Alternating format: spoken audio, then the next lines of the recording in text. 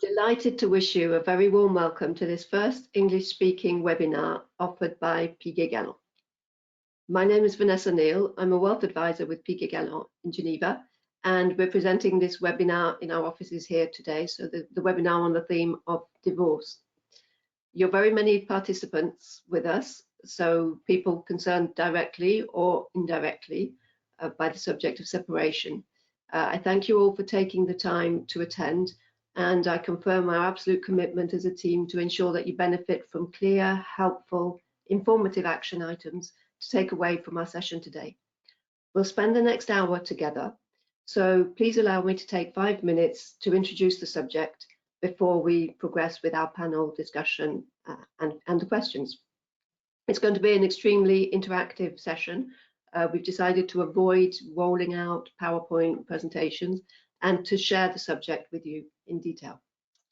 Indeed, following our highly successful French-speaking webinar on the topic of divorce last year, many people came to us asking us to do a subject in English because they were feeling a little isolated and in need of further advice. So today I've invited some local experts, and I'm very privileged to be accompanied today by Isabel Gander, experienced expert international coach specialized in life and work transition, who's actually writing a book at the moment on the subject of divorce in French-speaking Switzerland. I've also invited my colleague Gian Bichi, who's an expert wealth planner within our wealth advisory team, and we often work together for our clients. So thank you to you both for taking the time to collaborate and to offer us your valuable contribution for this major topic. I believe that apart from health, our personal finances often represent the greatest constraint or indeed influence on our life choices. Yet despite this fact, the subject of wealth remains almost taboo, even within couples, indeed often a source of conflict. Divorce is a topic which is also particularly sensitive. Dealing with separation, rebuilding financial resilience requires support from appropriate advisors in multiple fields, but it's not easy to find the critical support that people need. That's why, to break taboos, to reach out to as many people as possible, we've created this virtual session today, offering you a discreet forum for discussion with our experts, sharing our insights with you, and bringing you the serenity you need. You'll be able to ask questions throughout the presentation simply using the chat box. So they will be completely anonymous. They won't be visible to the other participants, but we'll be able to address your questions to our experts. And indeed, some people have already sent us their questions before the event, and these are the questions we will be sharing together. So if you're feeling isolated, wondering what to do next, trying to make a sense of a world which seems to be turned upside down, then you've come to the right place, and we will help you find some answers for you. During my discussions with clients and contacts, more specifically over the last 18 months in the context of COVID-19, I've observed an evolution in the preoccupations of those concerned. It's a time when each person must become increasingly resilient in health terms, of course, but also personally and financially. The pressure on couples, on family units, on individuals has been extreme. Jobs have been lost, careers have been put on hold, family plans have been revised, and in many cases, separation or divorce is a consequence. In Switzerland, although 25% of the population is composed of internationals who don't have Swiss nationality, the expats, this demographic represents an alarmingly high 41% of divorcees here. At Piguet Galland, my role is to enable our clients to realize their life projects through optimal management of their wealth, including, indeed especially, when times are tough. And so at Piguet Galland, as we focus on life projects, we also focus on the events such as divorce. Piguet Galland, as you know, is the wealth management bank rooted in French-speaking Switzerland since 1856 and belonging to the Banque Cantonale Vaudoise. Thanks to this solid position, we look forward to a dynamic future supporting the international and local professionals, entrepreneurs, and their families, enabling them to reinforce their financial resilience. At Piguet Galland, I help our clients to plan their short, medium, and long-term finances to facilitate the realization of their life projects. And we take a very holistic approach to harmonize their strategies for investments, loans, and retirement planning with their goals, because wealth management is the keystone which enables the realization of their projects. If you've read my recent article on the subject of divorce and separation, you'll be aware of the importance of taking the right steps to protect and rebuild your wealth. To do so requires an in-depth understanding of your situation, your strengths, and the opportunities to improve your tax efficiency. Often a wealth checkup may be a useful tool to help answer the questions you may have. So I will be asking the questions that we've received so far to Isabelle Gander in the first instance, and then we'll move on to the more technical financial questions with my colleague Gian Bichichi. Whether you divorce or separate through personal choice or because there is no alternative, the experience will enable you to take control at last of your personal and financial future. No matter how painful it may be at times, you will emerge enriched in many ways. So I hope you'll find our session this morning both enriching and inspiring. And of course, you're welcome to contact us at any time for further support. So Isabelle, let's move on to our first question. These statistics relating to the particularly high rate of divorce amongst expats are alarming for many people. Why do you think that divorce particularly impacts people during expatriation? Because expatriation is nice to live, but it's also very hard in many ways.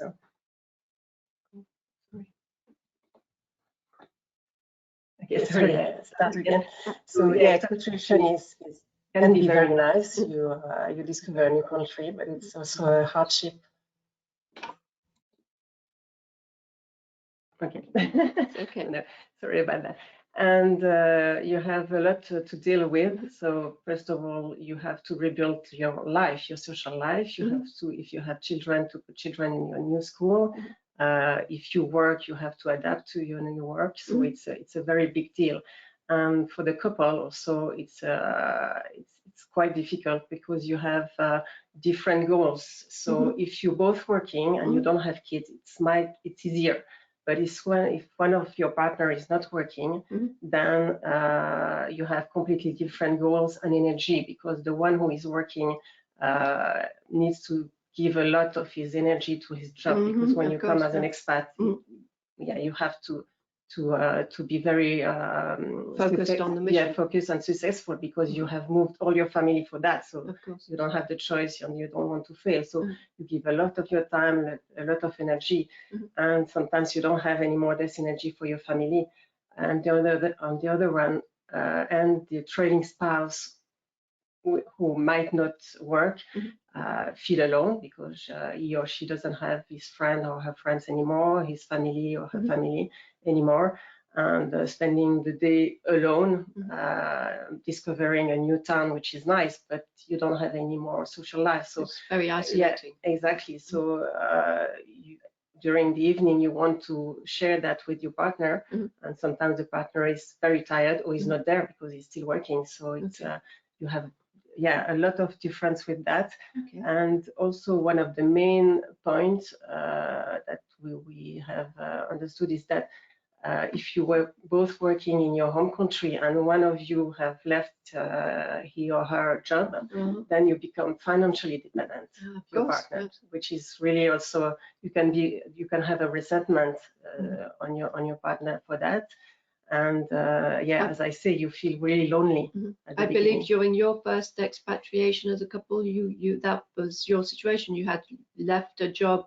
Yeah, the second expatriation, I left the job. The first one I thought was easy because I was working and I didn't have any kids, so it was easy. It was in Germany. I just have to deal with the culture shock, which was surprisingly quite big, even if it's Germany and you think, well, we're not so far away from Germany, so I know that they are similar. We're in Europe, but no, they are quite different. So you have the culture shock anywhere you go. First of all, the language, the food, maybe the activities you used to have in your home country and you cannot do anymore.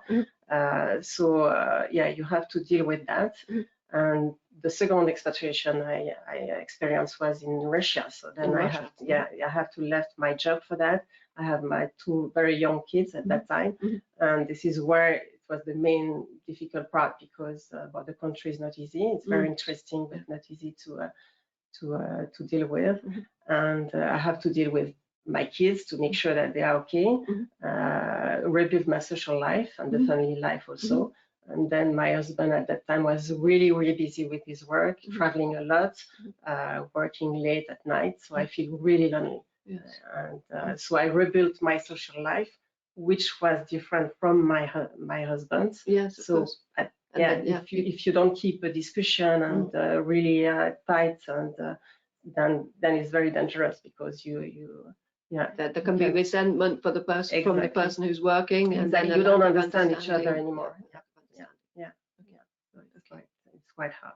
Okay. So just to come back to one of the questions that somebody has asked is whether the session will be recorded, and indeed we will be able to share with you the recording after the event, so that any of the, particularly for the more technical questions, you'll be able to listen again and make sure that you've taken away the key information. We're very aware of the importance for people of understanding what to do before divorcing, during and after. It's not always easy to address everybody, and people will be at different phases of their questions. But Isabel, in your experience, what are the first steps to consider even before divorce has been discussed, should we say? Well, it depends if you are asking for divorce or if you suddenly been asked for the divorce. But I think the first steps is to find a good lawyer. And what I mean, but maybe even before that stage, is there anything couples can do to avoid? Couples to avoid, talk to each other. Really talk to each other. Maybe seek help also outside, therapists, because the key is discussion, to see where, if there is any left of love and respect, and you can rebuild on that. So it's very important to say that, because divorcing anywhere, it's hard, it's a hardship, and so if you can avoid that at first hand, of course, avoid that by discussing and seeking help outside. When there is nothing left in your and it's inevitable. The separation is inevitable. You need to divorce, and you have taken the choice, you've been asked for that.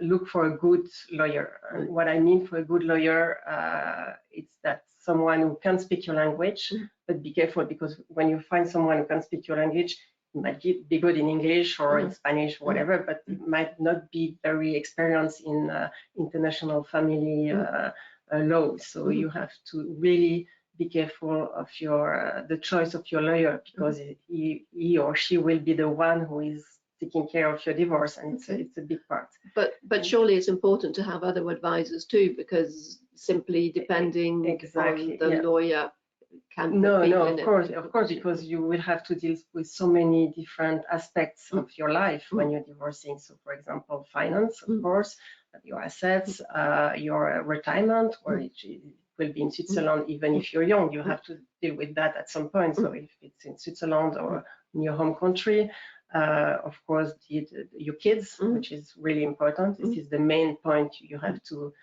protect them. I think it's one of the biggest part of the thing you have to keep in mind. And your work, if you're working, of course, your home, if you stay here or not. And if you rent a place, or you are the owner with your spouse. So you have to deal with a lot of different aspects, which are big. It's a big aspect. So you have to contact different experts. So if you find a lawyer with dealing or have experience with that, it might give you some other names, or we can give you also, because we are planning to have expert groups specialized in divorce, international divorce, so we can help you with that. So as a coach, maybe you could tell me what is your role for people when they're going through changes in their life like this? How do you work with people? Well, first of all, the thing is you have to be aware that it's a change, that it's not easy. We have to face that. We don't hide behind, we have to still be happy and everything is okay. No, it's a big deal, and you have to allow yourself crying, cursing, be mad at your ex-spouse, sad, of course, but not stay in the stage. So you have to be busy. Anyway, the divorce will keep you busy because you have a lot to deal with. And the second advice will be to be very well organized on every aspect, and also to try to anticipate the different sources of information that will be able to help. Exactly, and to surround yourself with experts and good experts that can really help you. This is really important. And also surrounding yourself with friends and family, even abroad. I mean, we have Skype and Zoom, so you have to have a good team, I would say, of people surrounding you with good advices, and also with love, I mean, with support, and not be alone, because you are not in your home country. It's already a big deal. So either you have friends, good friends here, and it's good, but keep also contact with your family. Ask them to be there for you. I mean, nowadays with Zoom and Skype, it's easier, and this is very important. And the last maybe main advice, it's stay healthy. It's very important to keep to take care of yourself. Take time for yourself. Food, sport, social life. Stay really healthy, because it's tiring. Divorcing is very tiring. It's time consuming. It's I know that helping people to with their wellness, for me, finance is certainly an important aspect. If we can help people who are waking up at 2 o'clock in the morning because they're stressed about the mortgage, about their retirement savings, whatever it may be, if we can help them resolve those issues, then it will help them be more serene, and with that serenity deal better with the challenges. You shouldn't be afraid of asking help. It's really the main point. I would say ask help. There are people here that know that and can really help you. So don't stay alone. Okay, great. Thank you, Isabel. That was really helpful. You're welcome. My pleasure. I'm sure it's very informative for our participants. I suggest that we move on to some more technical and more specifically financial questions with Gian. So while Gian is just taking his seat, we can move on with some of the questions. And again, don't hesitate. We've received many questions through the chat box. Don't hesitate if you have further questions at any time to forward them to us. I can see them coming in as I speak. So, Gian. Hi.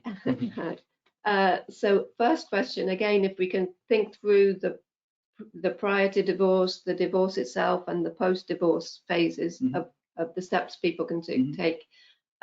Maybe you could talk us through your recommendations for people prior to divorce. Inevitably, we're talking about divorce, but we're also talking about separation, and for unmarried couples, separating can have its own complexities. So maybe you could address both aspects of the question. Sure. What's really important is prior to divorce is, if you're married, obviously, is to choose the right marriage contract. In some cases, in Switzerland, you can choose, if you don't do anything, you have a standard contract. That means that everything that's been, all the money that's been earned during marriage is then split between two persons. Then, of course, if you choose a separation contract, and in this case, you won't have to split all the assets, since each one of you can keep his assets after the divorce. So that's the first main issue that you have to focus on, ideally, if you're not in the divorce phase yet. So that's very important to do. There's one thing that you need to know, is that often people think that if they get a separation marriage contract, they won't have to split the assets on the second pillar, on the pension fund, and that's not the case. So whatever you choose, unfortunately, you will have to split the assets that are on your second pillar, so your pension assets, retirement planning assets. and that there's only one way to avoid that, and that's only for people who are doing buybacks on their second pillar. In some cases, you can do buybacks on your second pillar and deduct the amount that you buy back on your from your taxes. If you use money, inheritance money, to do the buybacks, or a gift from your parents, in that case, they won't split. The judge won't decide to split the assets that have been used to do buybacks. But then, of course, it's your responsibility to prove that the assets that have been used, the money that's been used, is inheritance money or a gift from your parents. That's the first important thing that you have to know. The second important thing that you need to know, if you're not married, is that sometimes people think that getting separated when you're not married is much easier. Unfortunately, we've got a question come through exactly on that topic. Indeed. Exactly, but it gets much more, just as complicated as when you're married, when you have children, and especially if you bought a house together. In which case, it's really important to decide exactly which percentage of ownership for each person applies, depending on who invested how much for the down payment, for example. So if at the end you decide to sell the house, you make sure that the exact amount that you've injected, the right percentage, is transferred to the right person. So that's something that's so it's kind of, I think, particularly important for people to be very aware, even if they think the relationship is potentially going wrong, just to become more and more aware of what the assets are, how they're managed, where the accounts are, exactly what's happening with the finances. It's an important time when people should become, if they've been less involved, become more involved to avoid or to manage having been financially dependent. It's very important. The first step is really to gather all the information you need and exactly know to get involved in the decision on who owns what. That's the first step. So have a financial checkup to know where the accounts are, how much is on each account, and even often, only one person focuses on the finances, the taxes, and the insurances, and the other person focuses on other subjects. Subjects. But in this case, it's really important for the both of you to focus on gathering the information, on understanding the financial situation, and just to have a financial checkup to see exactly how much is there and where exactly, in order to measure the impact of the separation or the divorce. Okay. So if I move on to one of the specific questions coming through, indeed, for a couple who aren't married, who live at the same address, but then the relationship isn't registered in any way, and they don't have children. So the only thing to do is to decide who owns what, and each person takes what they own. There's no way to have some kind of compensation for the fact that one of them has been supporting the other over the years, or if they don't own a house and if there aren't any children, in that case it makes things a bit easier. Exactly. So the idea is just to have this financial checkup and see who owns what, and then just agree on who. If there's a joint account, that's perhaps the only it might be the only issue to decide if it's 50-50 or another percentage. So no, in this case, it might make things easier. Okay. Now the next question that we have, both prior to the event and coming through as we're speaking, concerns property owners. So people who have shared property. How do they manage the maintenance cost of the flat, for example, if one of them moves out, and how do they reach an agreement on whether to keep the property, to sell it? How does that work? Well, often, unfortunately, people don't really decide what they want to do with their house. It really depends on the financial situation of each person. So if one of them is able to buy back the other half based on the fact that it's 50-50, and buy the house, and he can either increase his mortgage, but that means that he needs or she needs enough income to have a higher mortgage, in which case it does make sense, because since the interest rates are very low today, it's quite easy to borrow money at a low rate and to buy back the part that was owned by the other spouse. So in most cases, unfortunately, it's quite hard to have both I mean, to choose who exactly is going to keep the house if you decide to keep the house. So, and sometimes, unfortunately, I mean, none of the spouses are able to have a higher mortgage. In which case, usually it's much more it's better to sell the house and then get the money back and then buy something else separately.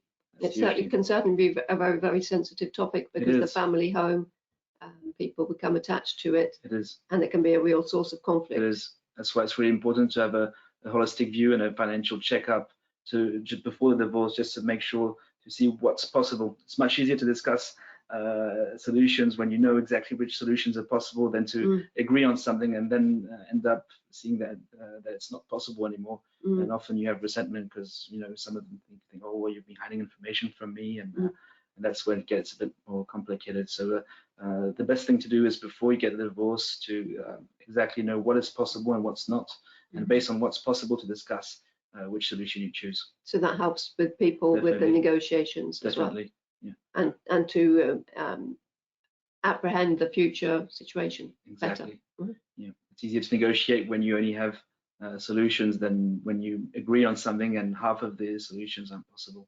Okay.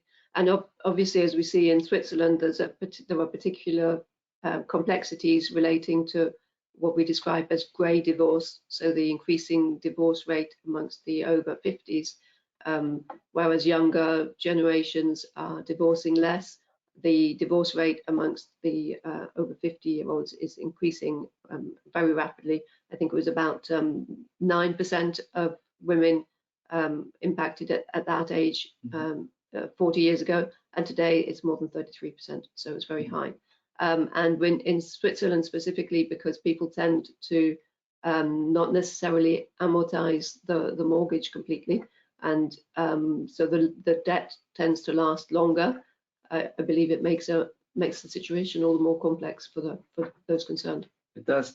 Now, it doesn't mean that you have to pay back the debt, of course, because it's not really interesting to pay back a debt when the interest rates are very low. So if you have enough money to pay back the debt, it's better to invest the money and get a higher return on your investments than what the debt costs. So in some cases, the question is mainly, am I able to have a higher mortgage, which doesn't cost much? But that always depends on your wealth and your income. And depending on that, you're able either to keep the house or sell your part to the other spouse. And then, of course, what usually happens is just to sell the house and buy something else separately. Okay. And what steps can people take to understand the future taxation of wealth tax, how loans should be managed in the future? That's when you do a financial checkup before you get a divorce, it's quite easy to make some calculations. It's quite easy for us to make some calculations and explain exactly what will happen with your taxes, with your pension assets, with your bank accounts, with your investments if you have investments, and with loan and mortgages. So based on that, it's quite easy to have a simulation of what will happen in the next months and years. And based on that, it's much easier to make some decisions and discuss it together on a transparent base. Yeah. Okay, so I'm reading through the questions that we're receiving as we speak, and it's actually very touching to see all the encouragement that we're receiving, because this topic is so important and so many people feel isolated as they try to work through the different topics. So I just wanted to share that as we speak. One of the questions concerns a spouse who may have been hiding money. How can people work through a situation that's so difficult when they don't have visibility on accounts? It's a very difficult question, I realize. It's a very difficult question. It's exactly what you mentioned at the beginning. It's often only one of the spouses focusing on financial matters and accounts, and it's really important to get involved to make sure that no information is hidden, and that's, I think, the main issue. First of all, it's illegal to hide money. It's important to say it's illegal to hide money, of course, but it's also very important for for each one of you to be really focused on your financial situation, even if it's not your field of expertise, even if it's not really interesting. It is very important to get involved in financial matters and decisions that you have to make. And I mean, it's much harder for someone to hide money when the other spouse knows exactly where the money is. Sure. We know that the impact, of course, can be particularly significant for women, unfortunately. It might sound anecdotal, but it's very often the case, particularly with the rate of grey divorce, where couples have been married for more than 30 years, often with one of them becoming financially dependent. The research shows that typically women reaching retirement age and who have gone through divorce late in life will have an income that's maybe 40% lower than they would have had otherwise. And because women live longer, it's all the more important for them to manage, to ensure that their finances are optimally managed. So I guess that's where the fact of having a holistic approach to make sure that the capital is correctly invested so that it's generating an optimal return, but is coherent with any loans, that any tax management that can be optimized is done as well. Yes, it's really important, depending on if the person is working or not working. It's often people have investments, for example, as a couple, and once they get separated, they just split the investments and keep the same investment strategy, which can be very dangerous, because obviously your personal situation isn't the same situation as what you used to have as a couple. In which case, it's really important to have a financial checkup and see exactly how you can optimize your taxes, how you can get a good return on your investments, to make sure that the money lasts longer, especially if you're not working, and also to invest just the right proportion of your wealth, because often people have a very high proportion of their wealth that's invested, and in some cases they will need to spend much more money during the first year. So it's very important to adjust that, depending also on the mortgage itself. If they still have a mortgage, what happens if the interest rates go up? What kind of investment strategy do I need to have enough liquidity to pay back my mortgage in case I need to do it? That's also a lot of matters. What happens with the pension assets if I'm not working? I have to put them on the vested benefit account, the compte de libre passage. So maybe you could explain that in more detail, because that's indeed one of the questions coming through, is to try to understand what the compte de libre passage is, how it works. Well, what happens is that when you get a divorce, the assets, the retirement planning assets on your second pillar, usually the bigger part, is split into two halves, at least, with the part during the years of marriage. And in some cases, people lose parts of their pension assets because they have to transfer to the other spouse. In the opposite case, obviously, the other person receives the pension assets. If this person is working, they just transfer the amount to their pension fund. In some cases, it's a very high amount, in which case it's too much. It reaches the limit of the pension fund itself, so you have to invest it on the compte de libre passage, which is a special second pillar account. A vested benefit account, exactly. So the money is accessible when people reach retirement age, generally, or if they leave Switzerland. Exactly, and often it's quite a high amount, and you really have to choose the right investment strategy to make sure that you will have enough money the day you actually retire, and you withdraw the money as a lump sum, because you will have to withdraw the money as a lump sum. Yeah, from a compte de libre passage, you can't have a monthly income. No, you can't. So that's also an important issue. And what's also important is that for the person who transfers the money to the other spouse, obviously there's a hole in his pension assets, and it will be also much more complicated for him or for her the day she or he retires. In which case, it's also very important to have a buyback strategy in order to invest money in the pension fund, to make sure that the person will have enough money the day he or she retires. And the good thing is, when you invest money in your pension fund as a buyback, it's also deductible from the taxes, so your income tax. Okay. So that's where it gets also important to know exactly how much you have to invest each year, depending on your tax situation and your family situation. There's one question that's come through from a lady, typically, who's been the expat wife following her husband around the world for 25 years, and now finds herself in French-speaking Switzerland, doesn't speak French, hasn't been working, and is in a difficult situation. Her question concerns more specifically the laws on alimony. Are there changes? How's the situation evolving? Well, there are some changes that are planned on the 1st of January 2023. But then, of course, it always depends on the family situation. It depends on the children. It depends on who keeps the house. It depends on what the judge decides. It depends on negotiation with the lawyers. So each case is different, and often for all these legal matters, it's hard to exactly know what's gonna happen and what the amount will be. But depending on what the judge decides, because at the end the judge decides, then it's quite easy to have a financial plan and see exactly what is possible and what's not. For example, keeping the house. Yeah. Okay. I've often had the discussion with my clients concerning the fact that in Switzerland the judge decides. Maybe you could just explain briefly the process and how that works.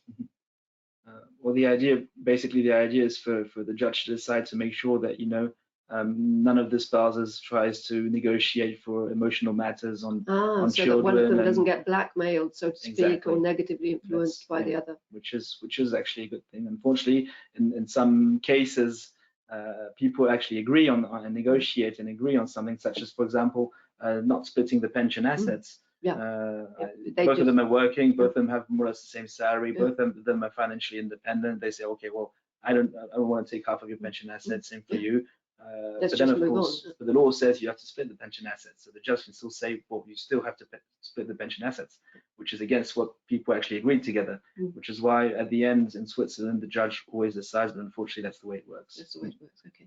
And another question coming through and concerning the procedure itself. What happens if the spouses don't agree on which tribunal should be consulted? So if one prefers to divorce in Switzerland, for example, and the other in their original country.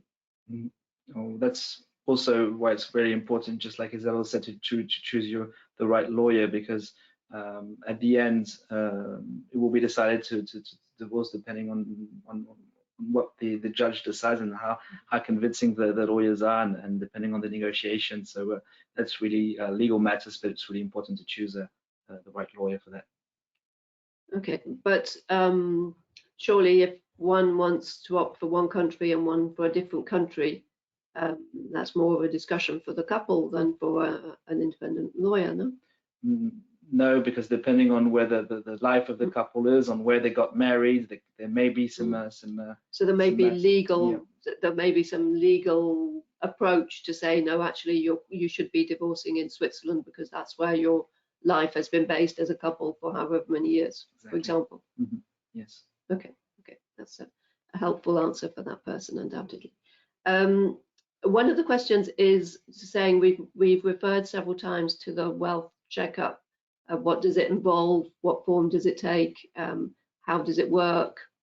Maybe you could talk through that. The idea is just to gather all the information you have, and to have just one file that gives you one presentation that gives you all the information you need concerning your income, your expenses, your wealth, your houses, your real estate, your mortgages, your tax situation.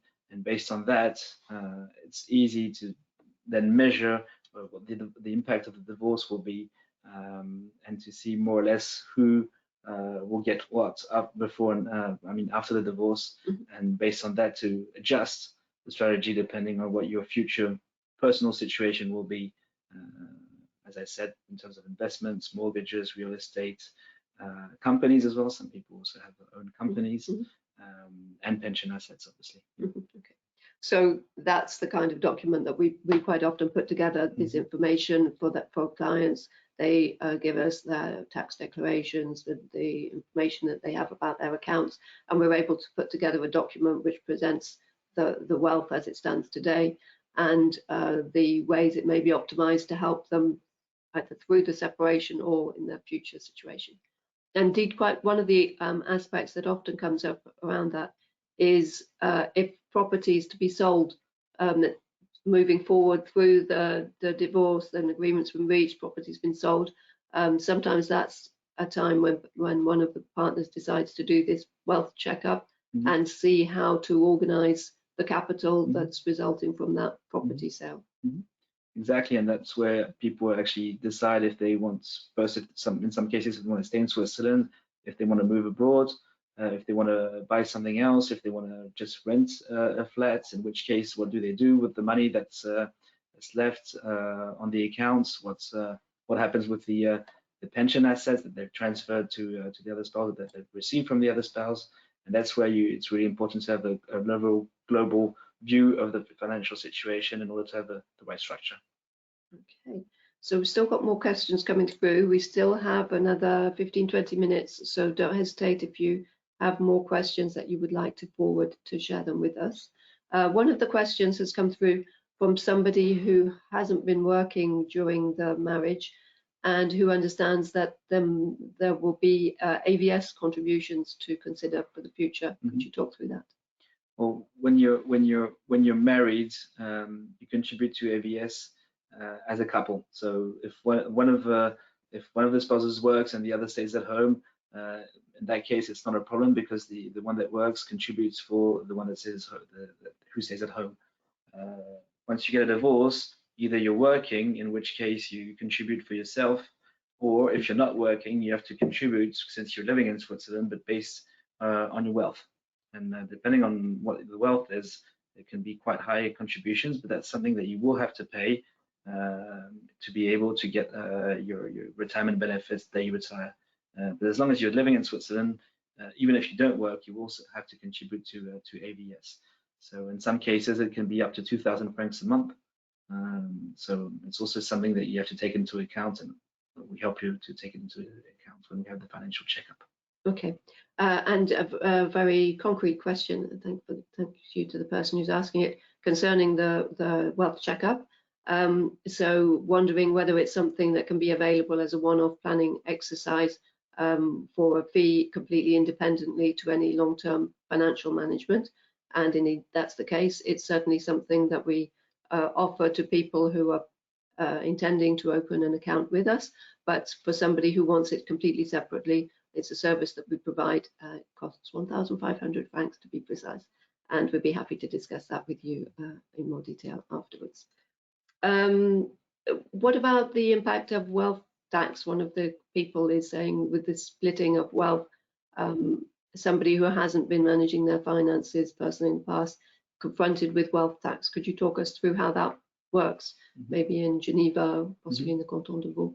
Okay, so wealth tax in Switzerland is quite low, but there's still the wealth tax.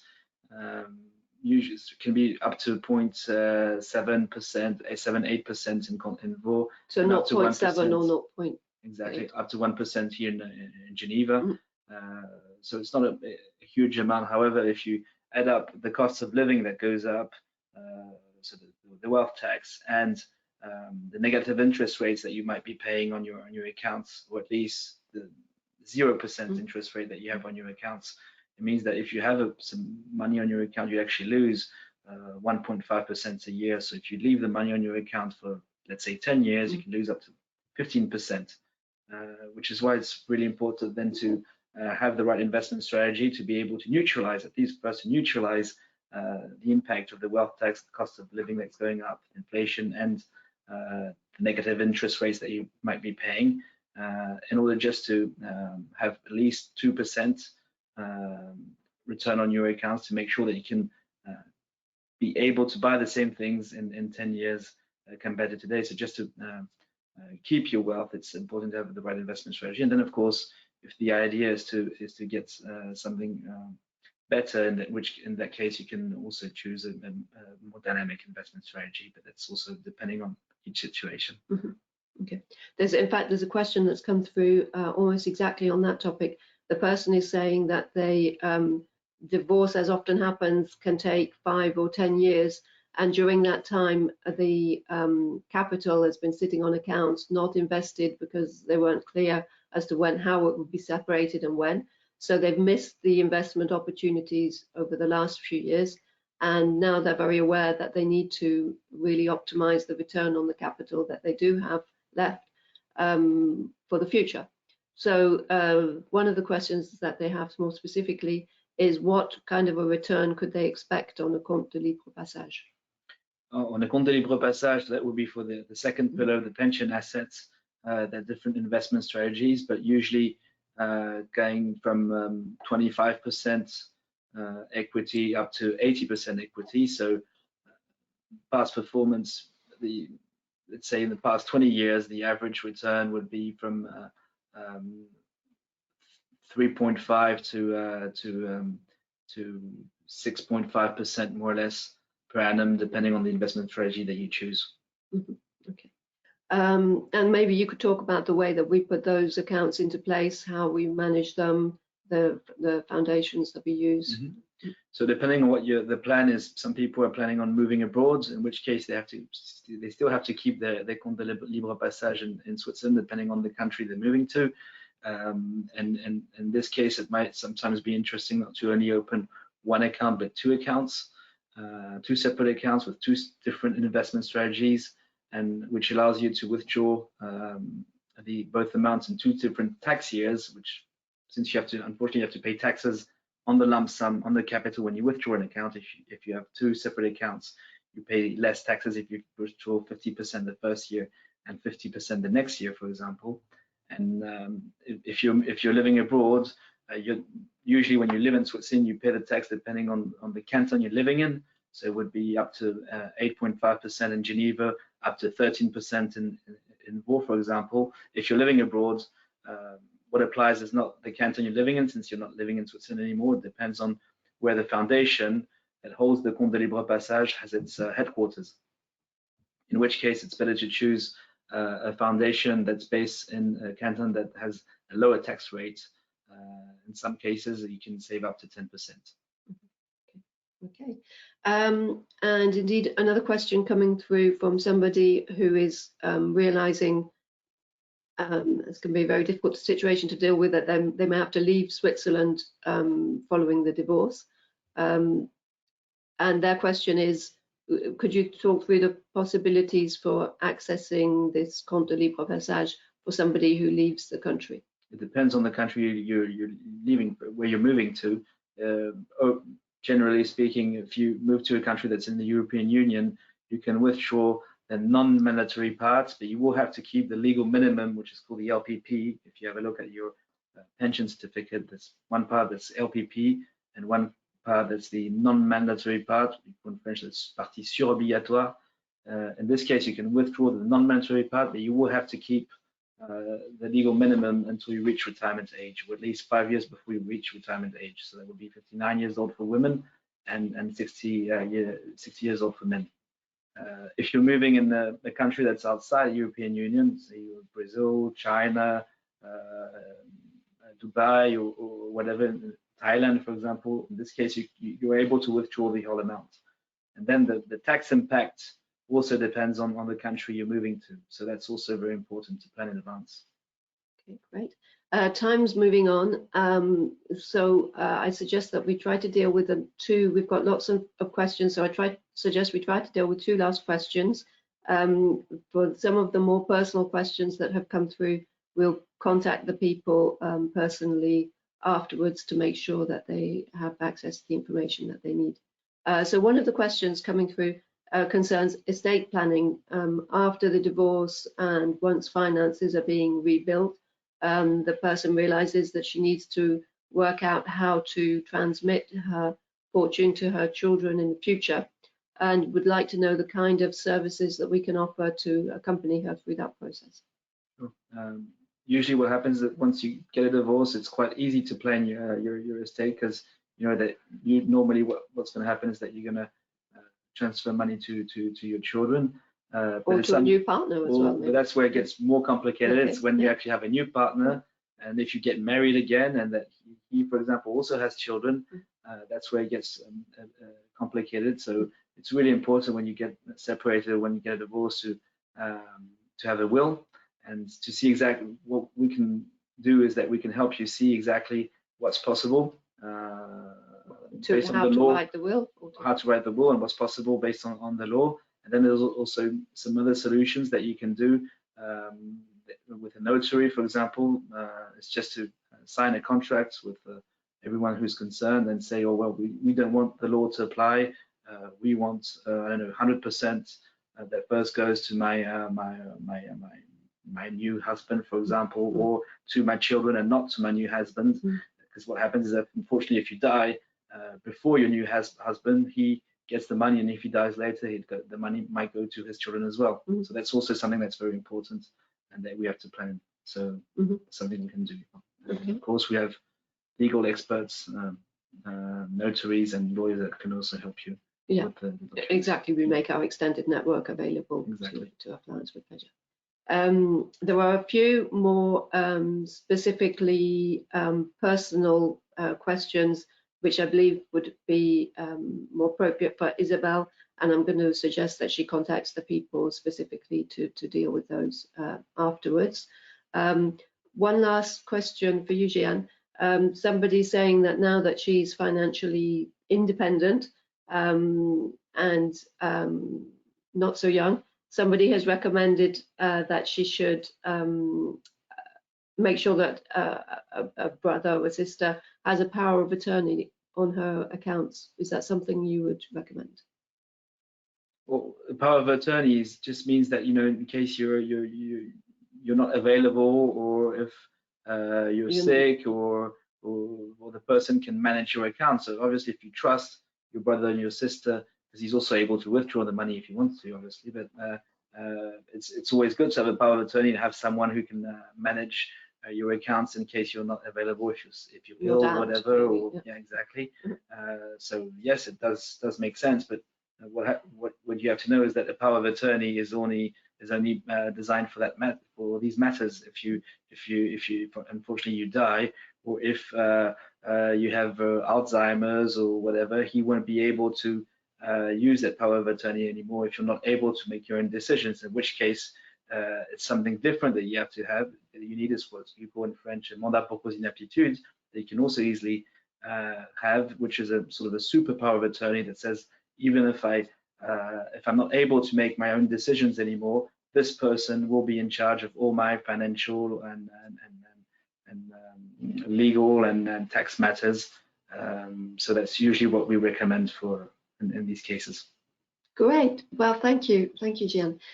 So just to close up this session, I'd really like to thank very sincerely Isabel Ganda and Jeanne Pichichi for sharing with us today so much information and so many concrete recommendations to help work through divorce in the most constructive way possible, step by step. I hope that this advice and the answers to the questions will enable you to approach the coming weeks with more serenity and to take the necessary steps to protect your assets in the short, medium and long term. We remain available, of course, to discuss your personal situation in more detail. So please don't hesitate to contact me directly after the webinar. With Piguet Galland, distance brings us even closer, and we're very keen to ensure that people don't suffer in isolation during a process of divorce. So we're here to help you rebuild your wealth and optimize it in all circumstances. I'd like to thank you for your active participation and wish you an excellent day. I hope to have the opportunity to meet with you personally soon. You have here our contact details. So I hope you found this session enriching and inspiring. Thank you very much for your participation, and we look forward to being in contact with you very soon. I wish you a great day.